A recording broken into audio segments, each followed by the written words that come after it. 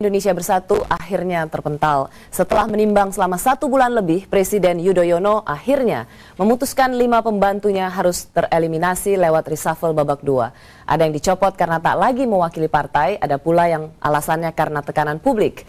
Reshuffle kabinet menyisakan kegetiran bagi mereka yang terpental. Apa kata mereka yang tersingkir? Termasuk mantan Menteri Hamid Awaludin yang selama ini tak pernah bicara. Saya Rosyana Silalahi, tetaplah bersama Topik minggu ini.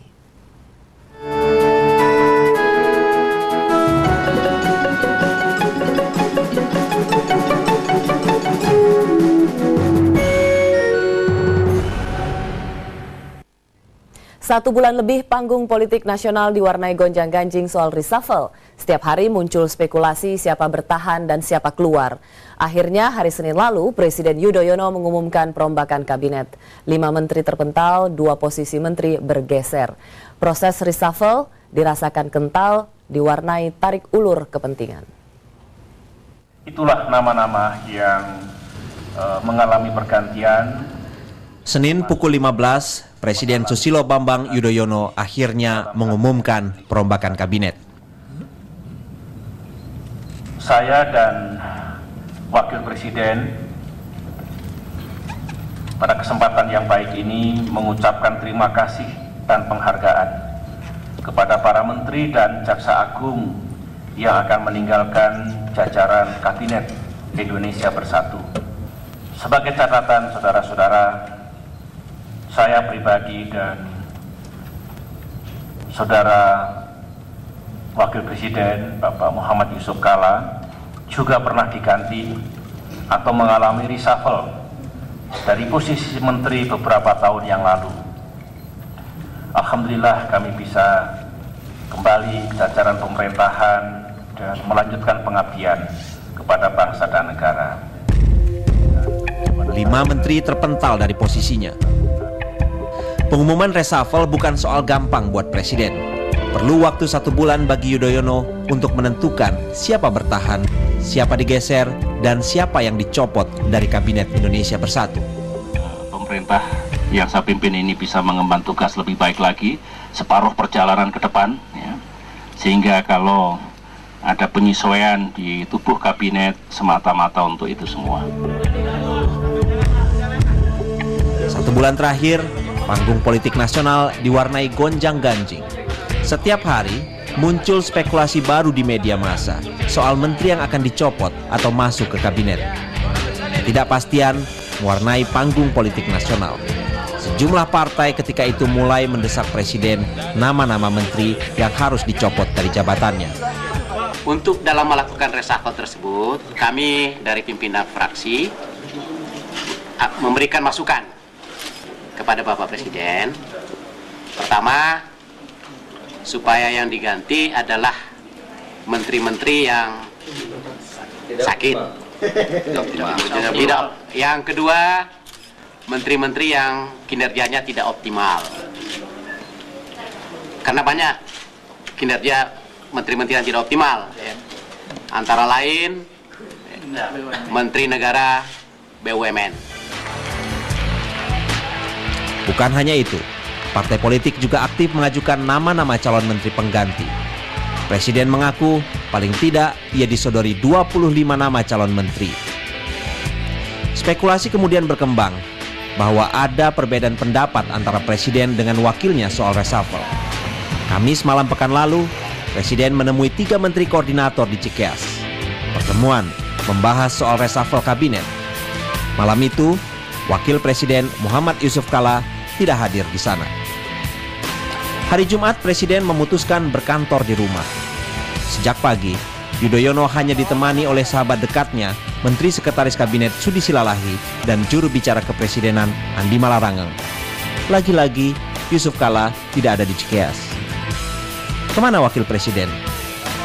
Hari Jumat itu, Kalla lebih memilih membuka musyawarah nasional wanita karya di salah satu hotel di Jakarta. Ketika ditanya, Wapres bilang ia hanya diperlihatkan daftar nama menteri yang akan direshuffle. Kayak mau jadi menteri aja kalian. Tunggu-tunggu aja lah.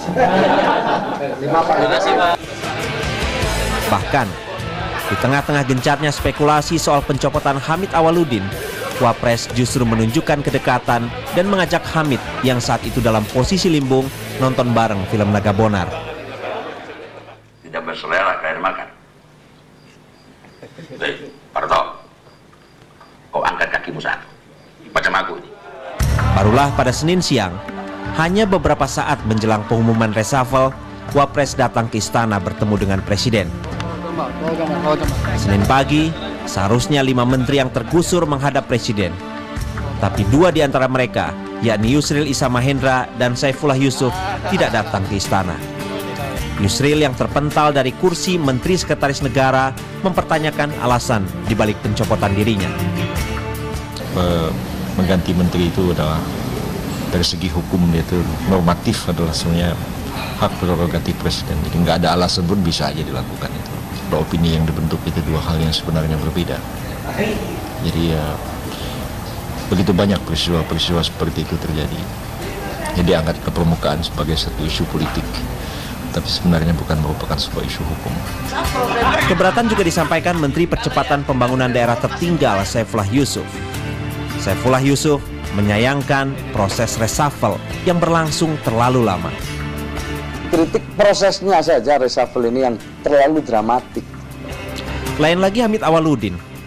Usai bertemu dengan Yudhoyono, Hamid langsung menghindar dari kejaran wartawan. Senin malam, Hamid mulai mengemasi barang-barangnya di kantor. Sikap pasrah ditunjukkan Jaksa Agung Abdul Rahman Saleh. Arman, begitu ia akrab disapa, mengaku menerima dan menghargai keputusan Presiden. Presiden menulis surat pada saya dengan tulis tangan, dan saya menganggap surat itu tulus, jadi saya mengapresiasi juga. Sementara Menteri Negara BUMN Sugiarto mengaku akan kembali ke dunia profesional. Tapi untuk kegiatan berikutnya, saya kan habitat saya profesional. Saya kira sebelum menjadi menteri, saya profesional dan tetap peduli dengan masyarakat melalui kegiatan berbagai kegiatan ormas, apakah IJMI, masyarakat ekonomi syariah, kemudian juga para pedagang pasar, ya, dan itu yang cukup banyak, yang perlu diangkat harkat martabatnya. Saya tetap akan mengarah ke sana. Aktivitas saya akan ke sana, walaupun Bapak Presiden tampaknya akan menugaskan saya di tempat yang baru. 5 menteri terpental dari jabatannya. Ada juga posisi menteri yang bergeser.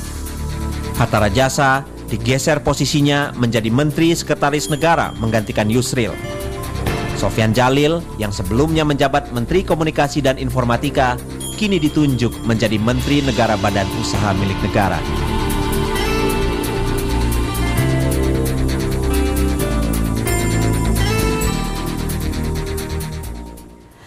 Hasil pergantian di kabinet, 3 menteri baru berasal dari kalangan profesional, 2 lainnya dari Partai Golkar dan Kebangkitan Bangsa.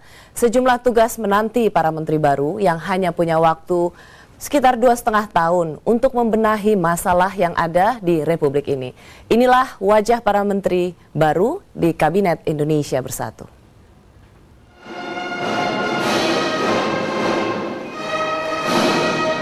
Lima wajah baru kini mengisi posisi Kabinet Indonesia Bersatu.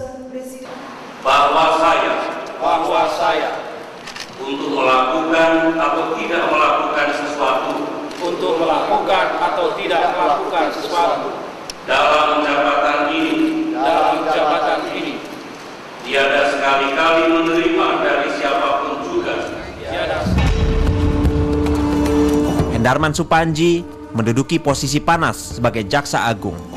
Hendarman adalah jaksa karir yang sempat ditunjuk Presiden Yudhoyono memimpin tim pemberantasan tindak pidana korupsi. Hendarman menggeser posisi Abdul Rahman Saleh, jaksa agung non-karir yang berasal dari lingkungan LSM.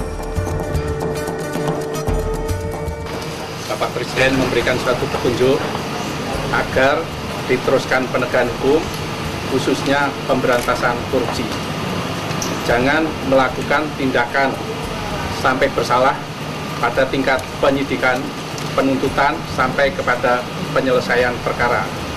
Pegang teguh asas praduga tidak bersalah, dan jangan sampai di dalam penegakan hukum itu menimbulkan masalah baru. Jusman Shafi'i Jamal adalah bekas Direktur Utama PT Dirgantara Indonesia yang ditunjuk menjadi Menteri Perhubungan. Jusman ketika muda dikenal sebagai aktivis dan sempat menjabat Ketua Presidium Dewan Mahasiswa ITB tahun 78. Di ITB, ia adalah teman seangkatan Hatta Rajasa, Menteri Perhubungan yang ia gantikan. Sebagai pengganti Hatta Rajasa, setumpuk masalah kecelakaan transportasi kini menghadang bekas aktivis mahasiswa ini.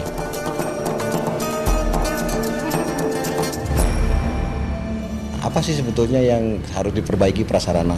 Rel, kalau misalnya kita rel yang tua itu pada daerah rawan mana, dan kemudian pada daerah rawan yang mana itu apa yang harus dilakukan, apakah bantalannya atau klipnya dan lain sebagainya. Dan dari sini kan akan terjadi optimalisasi agar dana yang tersedia itu cukup. Jadi kita harus fokuskan ke situ, karena tidak mungkin kita melakukan suatu kegiatan dengan selalu mengeluh ada dana terbatas. Sebagai Menteri Komunikasi dan Informatika, Presiden menunjuk Muhammad Nuh.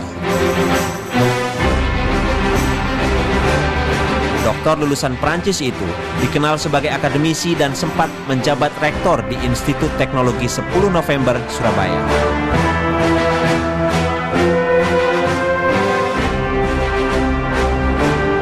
Andi Matalata adalah ketua fraksi Partai Golkar di parlemen yang ditunjuk menggantikan posisi Hamid Awaludin sebagai Menteri Hukum dan Hak Asasi Manusia. Sama dengan Hamid, Andi Matalata juga berasal dari Makassar dan dikenal dekat dengan Wakil Presiden Yusuf Kala.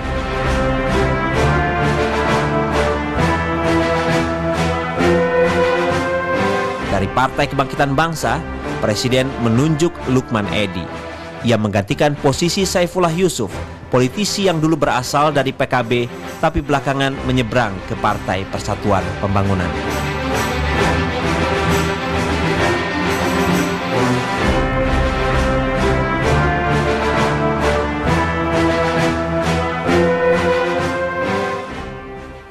Saifullah Yusuf dan Yusril Iza Mahendra adalah dua menteri yang menolak hadir saat dipanggil menjelang pengumuman reshuffle. Mereka juga menolak hadir pada saat pelantikan menteri baru hari ini. Sesaat lagi kami akan hadirkan wawancara kami dengan mereka berdua.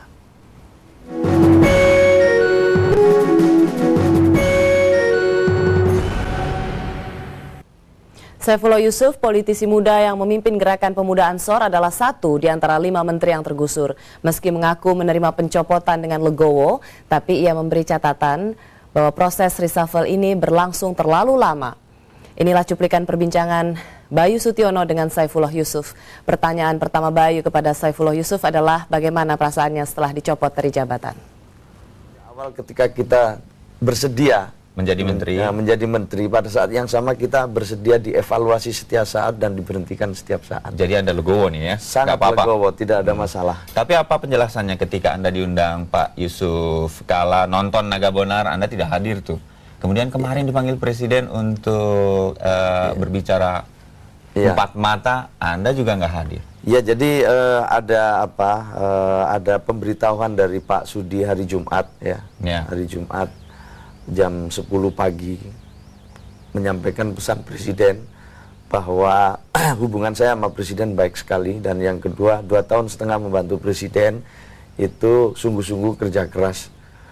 Untuk itu Presiden terima kasih, tetapi sayang masalahnya Anda sudah tidak mewakili partai lagi. Untuk itu nanti kalau di luar kabinet diharapkan itu ada komunikasi tetap dalam komunikasi dengan Pak Sudi itu ada ya? Ada. Menteri Sekretaris Kabinet. Ada. Kemudian hari Minggu sore baru saya terima surat dari Presiden yang isinya mirip-mirip apa yang disampaikan Pak Sudi itu, dan di dalam surat itu juga Presiden ingin bicara lebih lanjut dari hati ke hati kalau waktunya sudah leluasa. Oke, sebelum saya nanti ngebahas itu satu persatu dari pernyataan Pak Sudi Silalahi dan surat dari Presiden. Kenapa Anda kemarin nggak datang? Ke semua menteri yang kemudian dilepas dari Menteri Kabinet Indonesia Bersatu datang, Anda tidak? Ya, karena pegangan saya surat Presiden itu yang saya terima Minggu sore, bahwa Presiden akan bicara lebih lanjut dalam waktu yang lebih leluasa. Jadi Anda merasa saya sudah itu bukan hari menteri itu lagi. Kemarin Presiden sibuk Mas Yan gitu. Padahal dengan begitu kan Anda bisa mempertanyakan langsung Gus Ipul. Apa sih sebenarnya yang itu, dan Presiden sangat bersedia saya rasa. Dalam suratnya itu Presiden sudah sangat jelas ya, memberhentikan dan Anda dengan terpaksa dan berat hati memberhentikan saya, dengan jelas di situ disebutkan. Jadi saya ya dengan alasan bahwa tidak merepresentasikan partai lagi ya. Saya sebagai pembantu tentu menerima, bisa saja kita berbeda pendapat, tetapi sebagai pembantu ya kita siap saja.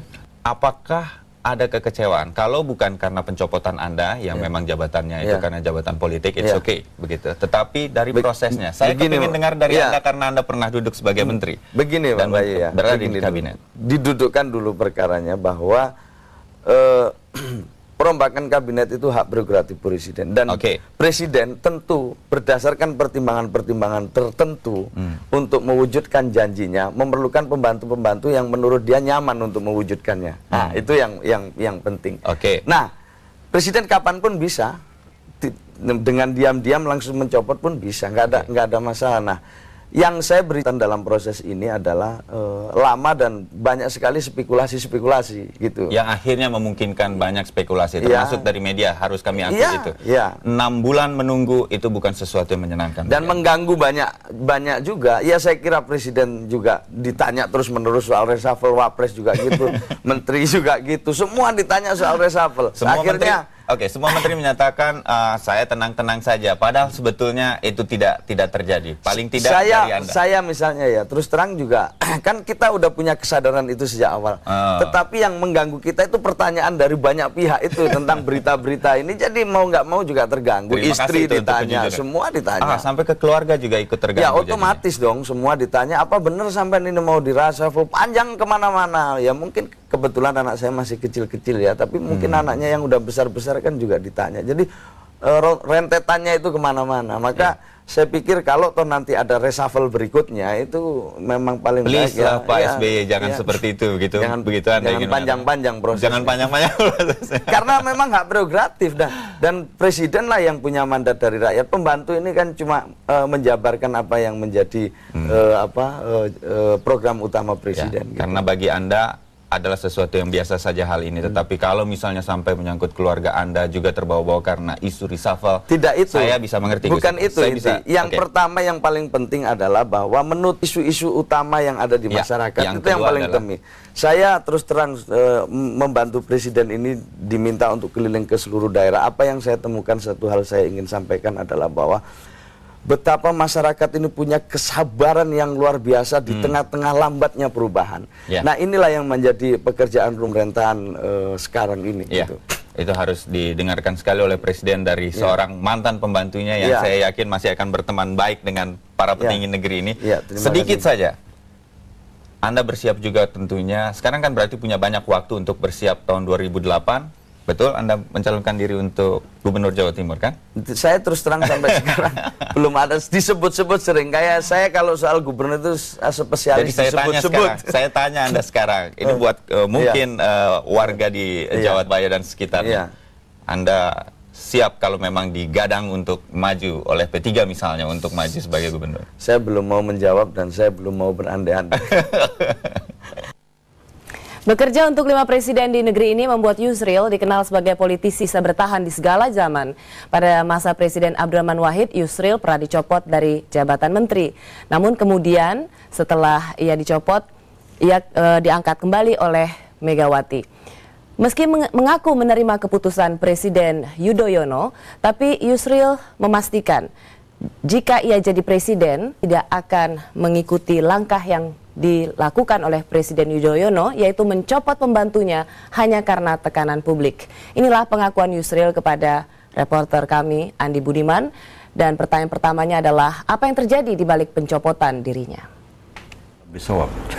Jadi saya juga nggak tahu apa yang terjadi, tetapi yang saya dapat tangkap adalah apa yang disampaikan oleh Presiden kepada saya melalui sebuah surat beberapa hari yang lalu. Saya sudah baca suratnya dan saya memahami isinya, dan saya tidak begitu mempersoalkan alasan apapun ya, oleh karena saya mengetahui bahwa dari segi hukum bahwa mengangkat dan memberhentikan seorang menteri itu adalah hak prerogatif presiden.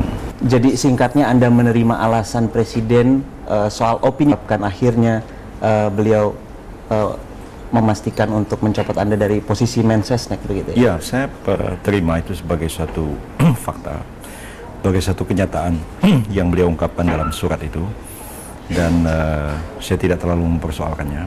Jadi apapun pendapat beliau, ya itu sesuatu yang harus kita terima sebagai sebuah alasan. Anda merasa jadi korban politik dalam soal ini?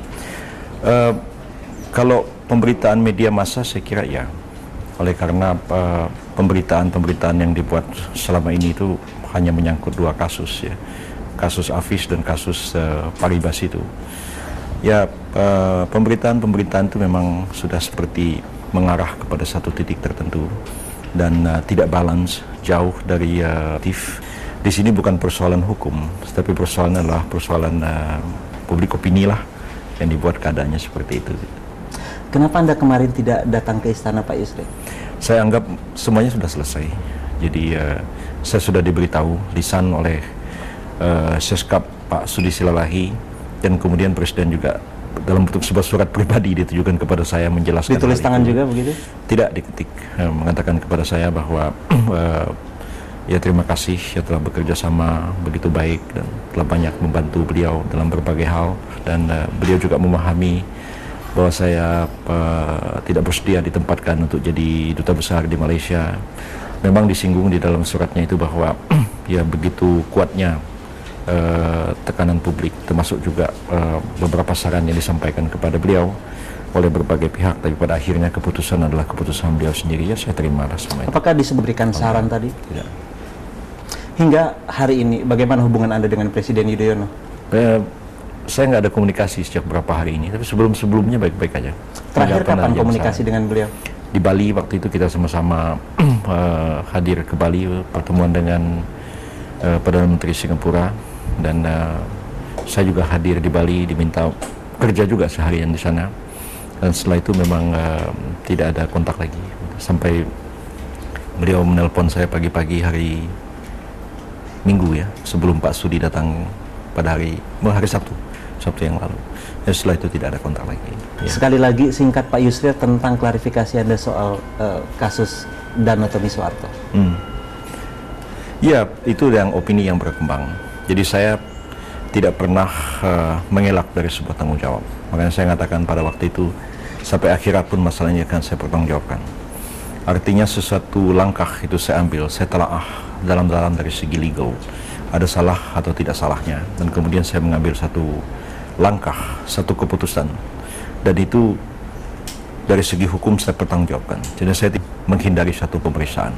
Nanti lihat aja kasus ini dari segi pidananya salah atau tidak salah.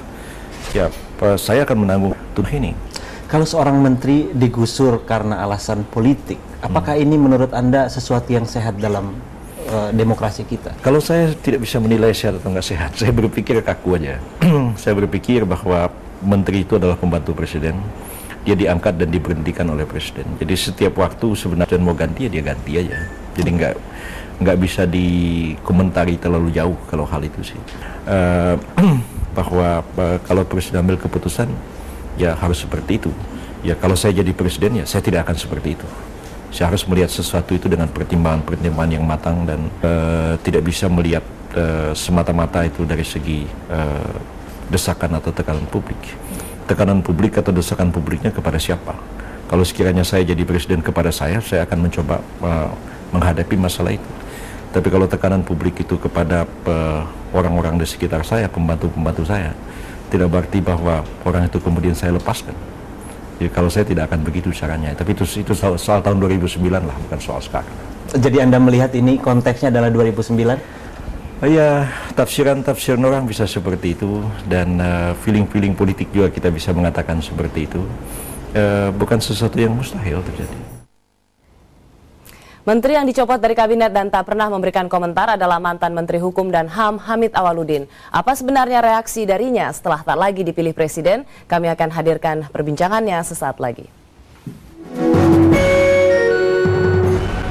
Sejak dicopot, Menteri Hukum dan Hak Asasi Manusia Hamid Awaludin memilih menghindar dari kejaran wartawan. Saat ini beliau sudah ada di studio SCTV untuk menjawab berbagai pertanyaan seputar pencopotan dirinya. Selamat malam, Bung Hamid. Selamat malam. Biasanya Anda cukup menteri yang cukup bisa didekati oleh wartawan gitu ya untuk mendapatkan konfirmasi. Tapi sejak nama Anda disebut diganti oleh Presiden, Anda menghindar wartawan. Itu tidak benar. Sebelumnya itu saya sudah mulai menghindari. Sebelum-sebelumnya? Sebelum-sebelumnya. Kenapa? Alasannya apa? Sering sekali dipelintir. Kedua, seringkali pertanyaannya itu tidak relevan, ya, sehingga menghabiskan waktu saya menjawabnya. Atau Anda udah punya feeling, kayaknya nih sebentar lagi memang udah ada pergantian? Enggak juga sih, enggak juga. Sebenarnya apa yang terjadi saat detik-detik pergantian itu? Ya kan saya hari Sabtu sekitar pukul 11 ya. Siang saya menghadiri acara lamaran Sanak Family. Saya dapat telepon dari Pak Sudi. Ya. Jadi, apa kata Pak Sudi? Pak Sudi bahwa Bapak Presiden mengapresiasi apa-apa yang telah saya lakukan selama ini dan hubungan bagus. Kemudian dia singgung juga tentang Helsinki, Aceh, peran saya. Oh, artinya mengucapkan terima kasih atas peran Helsinki. Ini yang pertama atau ada beberapa kali? Apanya? Ucapan terima kasih atas Helsinki. Pernah juga sebelumnya, ya. Kemudian setelah itu beliau mengatakan tapi ada hal yang penting, yakni tekanan publik. Terus jawaban saya sangat simpel. Wah, itu hak prerogatif Bapak Presiden. Standar ukurannya, parameternya beliau punya. Dan saya langsung berikan Pak Sudi salam hormat saya pada Bapak Presiden. Dan saya terima keputusan beliau. Ya, itulah. Karena tekanan publik. Ya. Dan Anda menyerah pada tekanan publik, artinya menyerah dalam hal bahwa ini adalah kewenangan Presiden. Tetapi tekanan publik, apakah Bung Hamid tidak berusaha mendefinisikan tekanan publik dalam konteks apa? Saya tidak perlu lagi mendefinisikan karena pemahaman saya adalah pemahaman konstitusi bahwa mengangkat dan memberhentikan seorang menteri itu adalah hak prerogatif Presiden. Bahwa parameter kapan beliau mengangkat, kapan beliau memberhentikan juga itu adalah parameter beliau sendiri. Jadi tidak perlu ada penjelasan buat Anda? Saya tidak perlu. Bung Hamid termasuk orang yang dikenal dekat dengan Wakil Presiden Yusuf Kala. Apakah Wapres sudah memberikan sinyal bahwa Bung Hamid akan diganti? Enggak juga tuh. Tidak juga? Ya, karena saya dengan beliau kan tidak membicarakan hal begini. Ya, saya bicara itu adalah bicara menanya kesehatan saya, menanya pekerjaan saya. Sakit jantung belum? Iya, seperti itulah. Menanya, Hamid, kau sudah limpahkan itu pemberian kewenangan pembuatan PT di provinsi atau tidak? Sudah Pak cek dulu. Ya, pekerjaan saya profesional sekali. Artinya waktu itu Anda langsung menelpon Wapres. Apakah Wapres tahu bahwa Anda sudah diganti? Saya kira enggak ya, karena saya ketika saya diberitahu oleh Pak Sudi itu jam 11, saya telepon beliau setelah itu sekitar jam 12 ya, bahwa saya dapat telepon Pak Sudi. Beliau mengatakan kamu di mana? Saya bilang saya di jalan. Apakah saya bisa makan siang dengan Bapak? Oke, silakan makan siang dengan Pak Yusuf Kala ya. Nah, kemudian saya beritahu dan itu hak prerogatif Presiden. Cukup terkejut atau seperti sudah tahu? Bagaimana Anda mengartikan wajah Wapres saat itu? Gimana saya mengartikan kan? Saya kira baru dia tahu waktu itu. Baru dia tahu. Ya. Anda cukup terkejut nggak bahwa Pak Wakil Presiden tidak dilibatkan soal pencopotan Anda? Enggak juga, karena memang pemahaman saya memang konstitusional sekali. Bahwa itu kan hak prerogatif Presiden. Bung Hamid, Anda termasuk orang yang dikenal luas dekat dengan Wapres, bahkan ada julukan anak emasnya Wakil Presiden gitu ya. Itu berlebihan juga. Buat Anda ini kemewahan atau beban? Kenapa? Buat Anda ini kemewahan atau beban? Buat saya itu exaggerated. Ya, ada istilah anak emas. Beliau itu kan memperlakukan orang sama saja. Ya kan? Orang kan selalu menganggap saya dibela terus oleh Pak Yusuf Kala. Bahkan ada orang atau kelompok Golkar katanya yang mempersoalkan. Ternyata kan bukan hanya saya yang dibela Wakil Presiden kan? Pak Sudi juga dibela. Ya, Pak Anton juga dibela. Jadi istilah anak emas itu saya kira tidak tepat gitu. Termasuk mungkin tidak tepat ketika Anda toh diganti di kabinet sehingga konteks anak emas itu sendiri menjadi hilang. Begitu kah mengerti? Ya, Anda lah punya ukuran tentang itu ya. Gimana rasanya nonton Naga Bonar bersama Wapres tapi saat itu berupa penghiburan terhadap para menteri yang tidak lagi terpilih? Pertama, saya tidak menganggap itu bahwa penghiburan buat saya, ya, karena memang saya suka sekali film Naga Bonar, dan bahkan saya memang merencana nonton lagi kedua kalinya, ya kan? Jadi ketika saya ditelepon nonton Naga Bonar, saya berangkat lagi karena itu saya bawa anak saya kan, karena waktu saya nonton pertama kali saya bawa juga 2 anak saya, lucu gitu. Jadi saya tidak anggap bahwa itu adalah ikhtiar penghiburan. Karena Wapres sendiri mengadakan acara itu adalah untuk semacam apa ya, beberapa kali yang dikatakan oleh Pak Yusuf Kalla, ini jangan dianggap sebagai musibah, ini bisa ada hikmahnya, karena itu mari kita sedikit relax gitu. Sesungguhnya itulah tujuan Wapres untuk menggandeng para menteri. Dalam konteks ini kan Anda lihat gayanya Wapres kan, tidak pernah melihat persoalan dari segi negatif, selalu ya optimis, kedua selalu melihat dari segi positif, ya kan? Itulah gaya dia. Kan?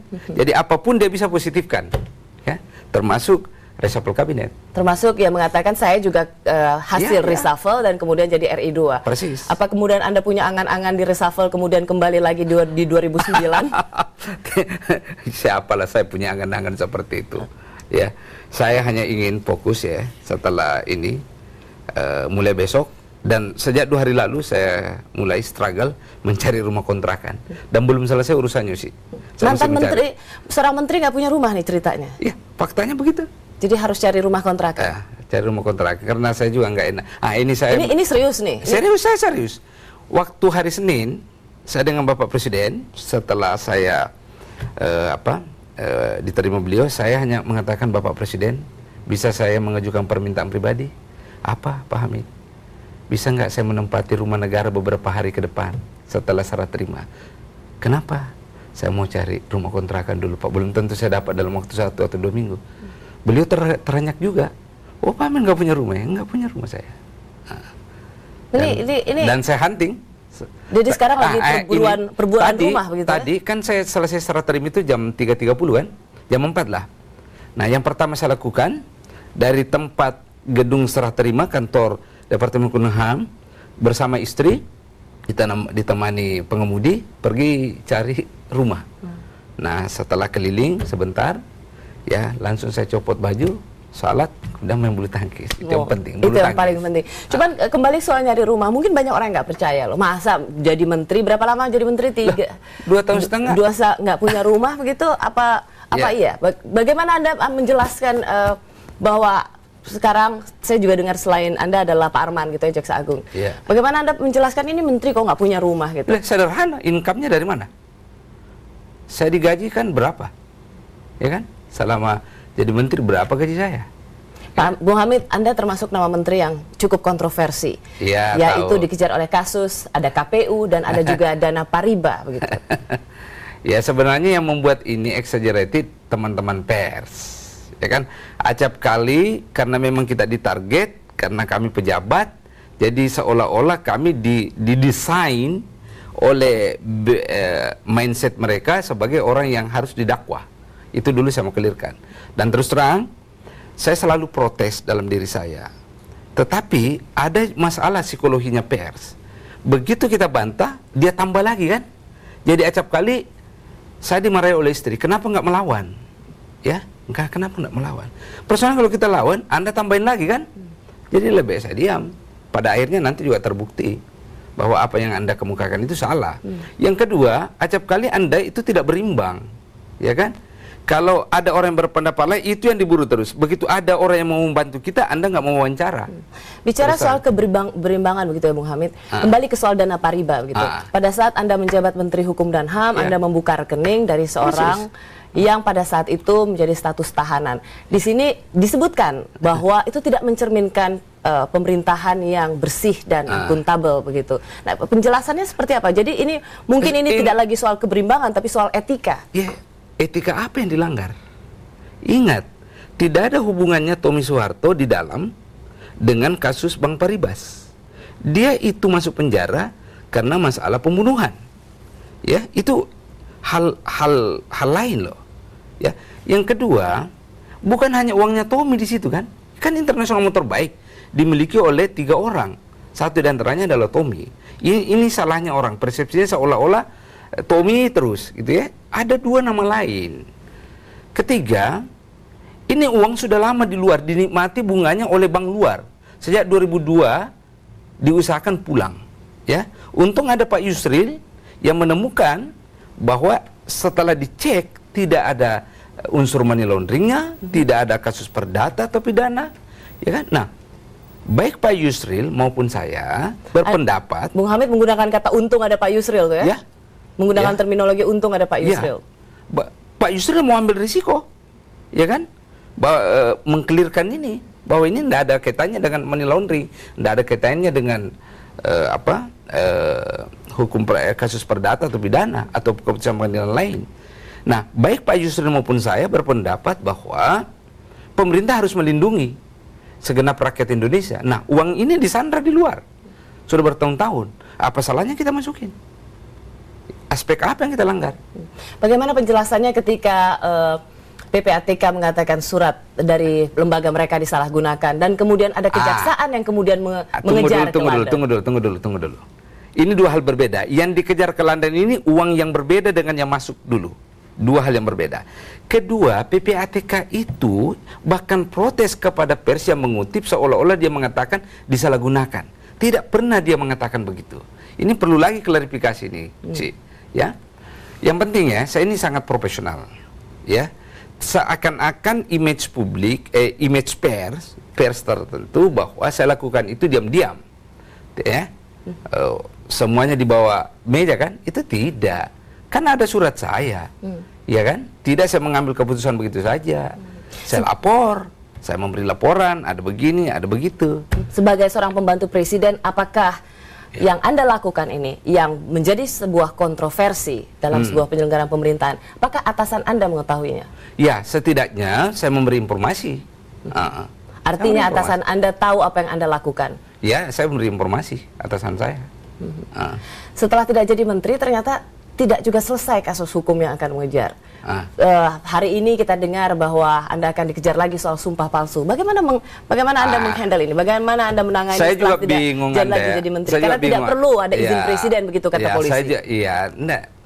Polisi siapa yang ngomong dulu? Ternyata itu kan tidak pernah polisi ngomong gitu kan? Yang menulis itu adalah koran tertentu. Saya mau beritahu Anda. Tidak pernah polisi mengatakan begitu. Dan saya ingin katakan kepada orang yang sarjana hukum tentang sumpah palsu, baca pasal 174 KUHP deh. Ya, bahwa sumpah palsu, bagaimana sih yang namanya sumpah palsu itu? Jangan ngomong deh kalau nggak baca KUHP. Susah kita berdebat. Susah. Makanya saya lebih biasanya cenderung lebih memilih tidak berinteraksi dan tidak mendiskusikan. Karena tidak seimbang biasa. Gitu loh. Bagaimana mengartikan wajah Anda nih? Apakah Anda merasa tetap yakin bahwa tidak lagi jadi menteri kemudian akan lolos dari kasus hukum yang mengejar, atau sesungguhnya terserah, whatever will be will be? Saya akan hadapi kalau memang terjadi. Yang pasti saya minta tolong ya, orang yang suka ngomong tentang apa itu sumpah palsu dan sebagainya, jangan dulu dia mengeluarkan pendapat sebelum baca KUHP. Karena itu memalukan nanti, ditertawai nanti. Itu aja saya mau bilang. Baik, Bung Hamid, seorang menteri yang berasal dari partai politik dipesan untuk tidak bicara keras-keras. Apakah ada pesanan juga buat Anda? Nggak ada pesanan buat saya. Saya orang, I belong to no political party. Nggak pernah saya diberitahu jangan bicara keras. Nah, sekarang setelah jadi menteri, katanya mau jadi dubes. Apakah benar Anda akan ditempatkan sebagai duta besar Malaysia? Siapa lagi yang bilang gitu? Ya, untuk sementara ini sekali lagi saya mau katakan, saya hanya butuh waktu 3 bulan dulu untuk membenahi rumah tangga saya, termasuk benahi rumah saya untuk bermain dengan anak saya, dan yang penting saya lebih banyak waktu untuk main bulu tangkis. Main bulu tangkis. Saya dengar beberapa mantan juara All England ya bisa Anda kalahkan. Tapi mungkin itu waktu jadi menteri. Coba besok tanding lagi dengan mereka. Jangan. Tadi saya main bulu tangkis. Jangan-jangan mereka takut smashnya waktu jadi menteri. Tidak. Tadi setelah saya serah terima, resmi tidak lagi menteri, saya main bulu tangkis, saya masih mengalahkan Edi Hartono dengan Herianto, mantan juara All England. Mungkin mereka nggak baca koran. Oh, dia baca. Karena dia datang pada saya, Pak Hamid, biar tidak menteri kita tetap main. Berarti dia udah tahu dong. Yang penting tetap sehat. Itulah yang rasanya paling langka dimiliki oleh menteri dan para mantan menteri. Terima kasih Bung Hamid sudah bersama SCTV. Selamat malam. Apa kata mereka soal pergantian menteri kali ini? Kami akan hadirkan perbincangan bersama dua anak muda sesaat lagi. Apa kata mereka soal pergantian menteri kali ini? Di studio SCTV telah hadir dua anak muda. Andi Arief, ia adalah Sekjen Jaringan Nusantara dan Direktur Institute for Policy Studies IPS, Fadli Zon. Selamat malam, Fadli dan Andi. Saya mulai Fadli dulu, bahwa ini adalah hak presiden, prerogatif presiden. Tapi bagaimana Anda mengartikan pelaksanaan dari hak ini? Ya, sebetulnya ekspektasi masyarakat cukup tinggi terhadap reshuffle ini bisa membawa satu perubahan, sinyal perubahan. Terutama adalah apa sih sebetulnya yang dibutuhkan. Reshuffle ini kan satu alatnya.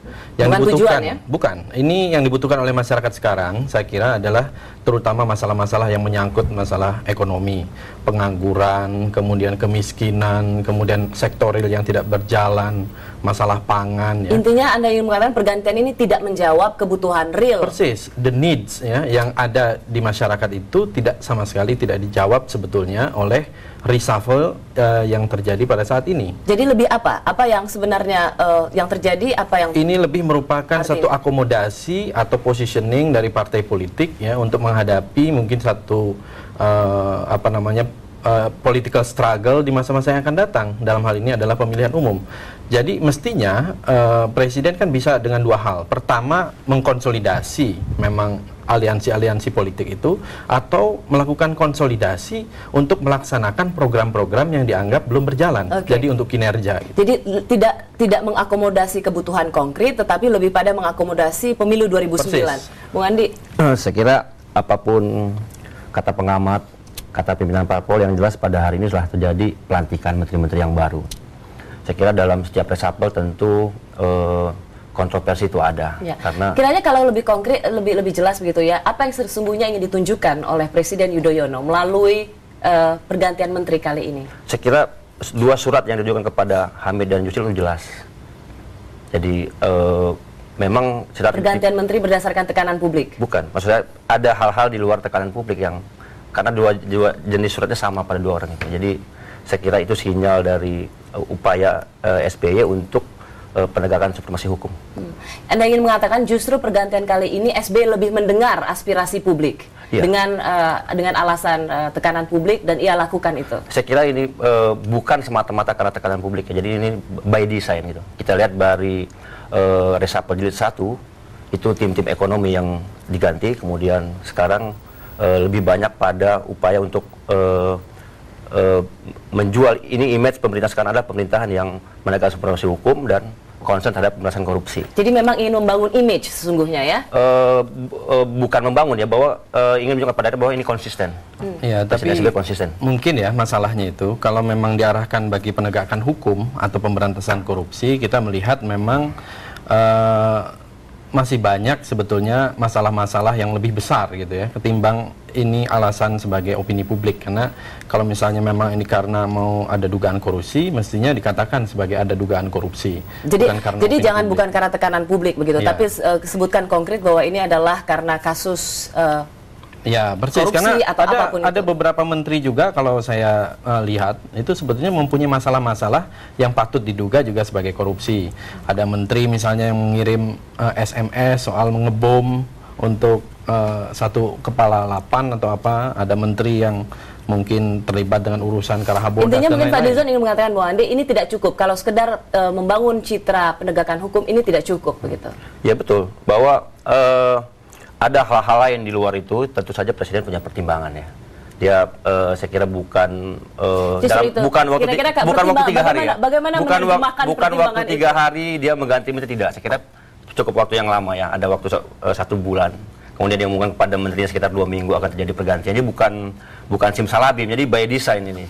Alur-alur pemikiran SBY Hatta Raja ditaruh di Mensesnek, kemudian diganti oleh Yusman dan lain sebagainya. Saya kira itu SBY punya pertimbangan sendiri. By design itu mungkin kita sederhanakan sesungguhnya adalah dengan perencanaan yang matang. Tetapi bagaimana kemudian mengartikan perencanaan yang matang itu menjadi sebuah arti yang konkret bagi problem-problem konkret yang harus dijawab? Tetaplah bersama Topik minggu ini.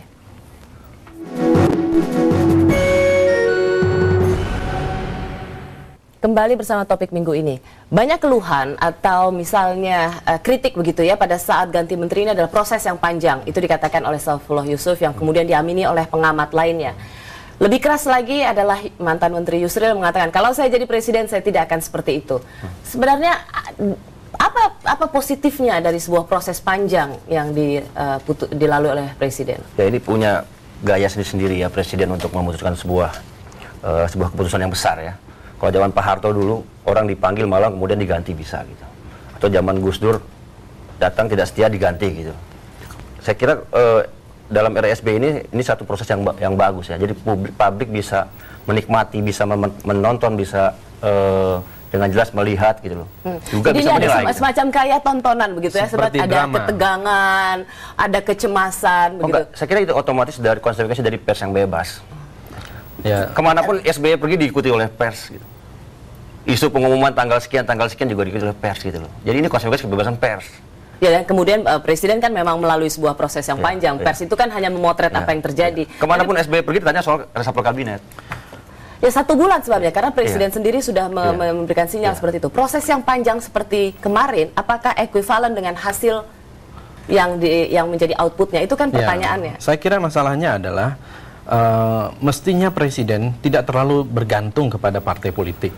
Ya, karena partai politik itu kepentingannya kan kepentingan partai politik. Cuman, tapi untuk kasus itu, bukankah presiden berani mencopot Menteri Yusril Iza Mahendra, padahal itu adalah partai pendukungnya dari awal. Artinya kalau soal partai politik, ketika dengan konteks Yusril kan itu gugur. Kaitannya pengganti-penggantinya itu dalam konteks masih kepentingan partai-partai politik, hanya repositioning saja. Nah, kita melihat bahwa fit and proper test yang dilakukan oleh presiden ini yang kedua kali.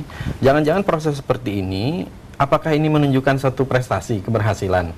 Saya kira di zaman dulu tidak perlu melalui fit and proper test yang begitu dramatis ya, apalagi pemberitaan yang juga begitu luas. Saya kira mestinya presiden itu betul-betul tahu dulu arahnya, directionnya itu mau kemana. Proses terbuka semacam ini menurut Anda tidak mencerminkan akuntabilitas. Yang ingin disampaikan oleh Andi adalah proses ini justru mencerminkan transparansi. Bagaimana presiden menyeleksi para menterinya? Ya, apakah berhasil? Saya kira pendapat masyarakat pada umumnya menyatakan bahwa kabinet yang sekarang ini secara ekonomi juga tidak berhasil, secara politik, secara penegakan hukum juga saya kira masih banyak. Pemberantasan korupsi misalnya, sekarang tahun 2006, Corruption Perception Index kita masih 2,4. Kita sama dengan Zimbabwe, Togo, Ethiopia, kita masih sama dengan negara-negara itu. Saya kira begini, saya kira presiden ini matang ya dalam mengambil kebijakan gitu. Jadi ini kan negara yang luas dan besar, tidak bisa mengambil kesimpulan itu sembrono gitu. Jadi dalam salah satu wawancara televisi sudah dikemukakan oleh Presiden SBY bahwa memang sangat hati-hati. Sangat hati-hati ini karena negara kita ini negara yang besar dan negara sedang dalam krisis. Justru ada kalau salah mengambil kebijakan. Ada keluhan adalah terlalu berhati-hati juga kemudian presiden akan kehilangan momentum. Apakah Anda tidak khawatir bahwa ada saatnya presiden akan kehilangan momentum ketika terlalu berhati-hati? Saya kira tidak kehilangan momentum. Dari banyak konflik-konflik yang muncul memang diambil keputusan agak lama, tapi setelah diambil keputusan selesai. Saya kira ini cuma riak-riak aja partai politik saya kira sekarang ini karena unsur keterwakilan politik baik PBB, PPP, PKS dan sebagainya masih ada. Saya kira ya kalau kita wawancari Pak Yusril, Pak Saifullah Yusuf dan lain sebagainya mungkin masih situasi batinnya yang tidak tepat waktu ya. Sekarang berarti kita bicara soal style kepemimpinan begitu ya, bahwa suka atau tidak suka itulah presiden kita dengan gaya kepemimpinan yang berhati-hati dan melalui proses yang panjang. Kalau Anda bisa memberikan kritik, apa yang Anda katakan soal gaya kepemimpinan seperti ini? Saya kira sulit ya kalau kita mengajukan kritik pada sebuah gaya kepemimpinan gitu. Karena setiap orang berbeda gitu. Baik. Pak Harto punya beda sendiri. Tapi kalau Anda SBY bisa memberikan gitu. kredit seperti apa yang bisa Anda berikan untuk gaya kepemimpinan seperti ini? Ya, saya kira gaya kepemimpinan Pak SBY itu cocok di saat-saat yang normal mungkin ya. Tapi yang paling penting di saat Indonesia seperti ini yang dibutuhkan adalah satu ketegasan. Dan menurut saya ketegasan itu banyak ditunjukkan oleh para pemimpin lain, seperti Putin misalnya, berhasil mengembalikan satu martabatnya sebagai negara di Jadi Rusia. hanya tinggal ketegasan itu hanya saja? Masalah ketegasan, masalah leadership, masalah keberanian, karena Pak SBY ini kan sebetulnya didukung oleh rakyat, bukan soal pencopotan Yusril, kenaikan BBM, kemudian soal Riyamizat, apakah tidak cukup untuk menunjukkan ketegasan? Saya melihat lebih banyak itu simptom gitu ya. Tapi kalau kita lihat arah, kemana arah ini kita perlu new direction, mencapai tujuan. Tujuan kita adalah kesejahteraan, bagi rakyat ya, bukan untuk sekedar demokrasi, politik pencitraan maupun lain-lain. Baik, saya garis bawahi bahwa memang pada gilirannya adalah style kepemimpinan, bahwa ada yang merasa puas atau tidak puas itu adalah bagian dari dinamika kehidupan ini. Dan itu adalah bagian dari exercise seorang presiden yang dipilih rakyat untuk menjalankan kepemimpinannya 2009 nanti. Kita semua akan mengexercise hak kita untuk memilih pemimpin masa depan. Terima kasih Fadli, Andi, terima kasih atas perbincangan malam hari ini. Sampai jumpa pekan depan. Saya Rosyana Silalahi. Terima kasih, selamat malam dan salam ICTV.